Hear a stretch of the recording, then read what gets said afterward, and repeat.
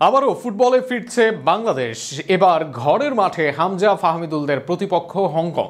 ঘরের মাঠে খেলা হলেও র্যাঙ্কিংয়ে 38 ধাপ উপরে থাকা হংকংয়ের বিপক্ষে কঠিন পরীক্ষা দিতে হবে বাংলাদেশকে। সেখানে অন্তত 5টি বড় চ্যালেঞ্জ থাকবে বাংলাদেশের। কোন কোন সেই চ্যালেঞ্জ বা পরীক্ষা তা নিয়ে থাকছে প্রতিবেদন। আন্তর্জাতিক ফুটবলে প্রতিটি ম্যাচই বড় পরীক্ষা। তবে সমীকরণ যদি হয় এশিয়ান প্রতিযোগিতার মতো আসরে, তাহলে চাপটা হয়ে যায় কয়েক গুণ বেশি। বাংলাদেশ দল এখন ঠিক এমনই অবস্থানে দাঁড়িয়ে, যেখানে হংকংয়ের বিপক্ষে জয় ছাড়া বিকল্প নেই তাদের। তবে জয় পাওয়া মোটেও সহজ হবে না কাবরেরার শিষ্যদের। সামনে দাঁড়িয়ে আছে 5টি বড় পরীক্ষা, আর সেগুলো উতরে যেতে পারলেই কাঙ্ক্ষিত সাফল্য আসতে। বাংলাদেশ ফুটবলের অন্যতম বড় দুর্বল দিক হলো রক্ষণভাগের ফাঁক-ফোকর। শেষ কয়েক ম্যাচেই দেখা গিয়েছে সামান্য ভুল বুঝাবুঝিতেই গোল হজম করেছে দল।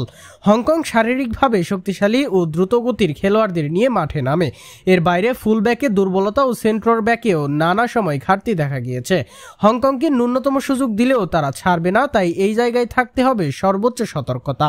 গোল করাটাই যেন বাংলাদেশ ফুটবলে সবচেয়ে বড় সমস্যা হয়ে দাঁড়িয়েছে। সুযোগ তৈরি হলেও সেটাকে কাজে লাগাতে পারে না বাংলাদেশি ফরওয়ার্ডরা। হংকংয়ের মতো দলের বিপক্ষে হয়তো খুব বেশি সুযোগ মিলবে না, তাই সীমিত সুযোগকে কাজে লাগিয়ে নিখুঁত ফিনিশিং দিতে হবে। সেখানে যেই সুযোগ পান তাকে দিতে হবে নিজের সেরাটা। এশিয়ায় অনেক ভালো মানের দলের বিপক্ষে বাংলাদেশের ফুটবলাররা শারীরিকভাবে দুর্বল মনে হয়। বিশেষভাবে ম্যাচের শেষ দিকে ফিটনেসের ঘাটতি চোখে পড়ে স্পষ্টভাবে। হংকংয়ের খেলোয়াড়রা দ্রুতগতির পাশাপাশি শারীরিক ও খেলায়ও পারদর্শী, তাই 90 মিনিটই লড়াই চালিয়ে যাওয়ার জন্য ফিটনেসের পরীক্ষা দিতে হবে। কোনো মুহূর্তেই নিজেদের দুর্বল করে ফেলা যাবে না। হংকংয়ের বিপক্ষে বাংলাদেশের পরীক্ষা থাকবে টিম কম্বিনেশনে।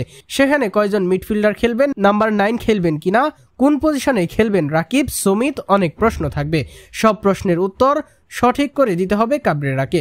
কেননা হংকং ম্যাচ পরীক্ষা নিরীক্ষার জায়গা নয়। ভালো টিম কম্বিনেশন না হলে ভুগতে হতে পারে দলকে।